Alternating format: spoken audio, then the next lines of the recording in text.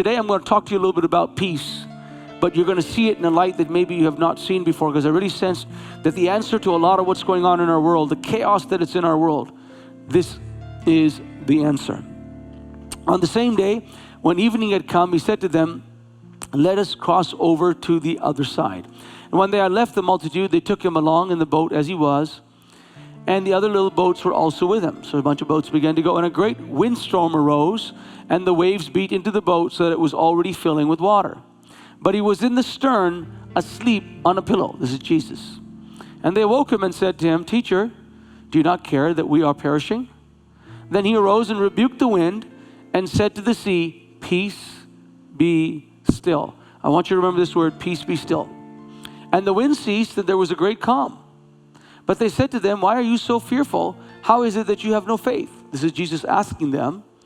And they feared exceedingly, reverentially in this case, and said one to another, who can this be, that even the wind and the sea obey him? Let's read on. And so now we go here. Then they came to the other side of the sea, to the country of the Gadarenes. And when they had come out of the boat, immediately there met him out of the tombs a man with an unclean spirit, who had his dwelling among the tombs, and no one could bind him, not even with chains, because he had often been bound with shackles and chains, and the chains had been pulled apart by him. He was so strong, and the shackles broke in pieces, neither could anyone tame him. And always day and night he was in the mountains and the tombs, crying out and cutting himself with stones. When he saw Jesus from afar, he ran and worshipped him. And he cried out with a loud voice and said, what have I to do with you, Jesus, Son of the Most High God? I implore you by God that you do not torment me. For he said to him, come out of the man, unclean spirit. So Jesus already told him to come out. The demon didn't come out, by the way. Then Jesus asked him, what is your name? And he answered, my name is Legion, for we are many. And so he begged him earnestly that he would not send him out of the country. So then here's the rest of the story. Jesus permits him to go into a herd of swine. 2,000 swine jump off a cliff, go in the sea and drown. That's how many, at least 2,000 demons were in this man, but the word legion typically represented 6,000. So we don't know, bottom line is at least 2,000 of them there. This guy was possessed, to say the least, unfortunately. But what's very interesting is that Jesus is on his way with the disciples to this area.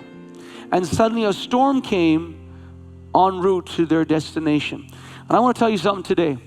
The peace of God is not just to make you feel comfortable. Of course it is that.